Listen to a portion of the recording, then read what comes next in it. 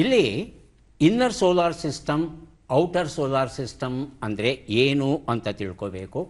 ಒಳ ಸೌರಮಂಡಲದಲ್ಲಿ ಎಲ್ಲ ಘನಗ್ರಹಗಳು ಇರುತ್ತವೆ. ಮಂಗಳನವರೆಗೆ ಘನಗ್ರಹಗಳು. ಔಟರ್ ಸೋಲಾರ್ ಸಿಸ್ಟಮಲ್ಲಿ ಘನಗ್ರಹಗಳಿರಲ್ಲ, ಅವು ಪ್ರಧಾನವಾಗಿ ಅನಿಲ ಗ್ರಹಗಳು ಆಗಿರುತ್ತೆ.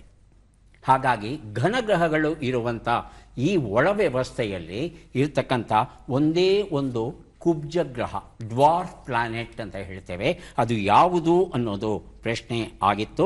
ಅದು ಮಂಗಳ ಮತ್ತು ಗುರುವಿನ ನಡುವೆ ಇರ್ತಕ್ಕಂಥ ಬೃಹತ್ಕಾಯ, ಈ ಸಿರಸ್ ಅಂತಕ್ಕಂಥ ಒಂದು ಕುಬ್ಜ ಗ್ರಹ 296 ಮೈಲಿ ವ್ಯಾಸ ಹೊಂದಿದೆಯಂತೆ ಈ ಒಂದು ಕುಬ್ಜ ಗ್ರಹ.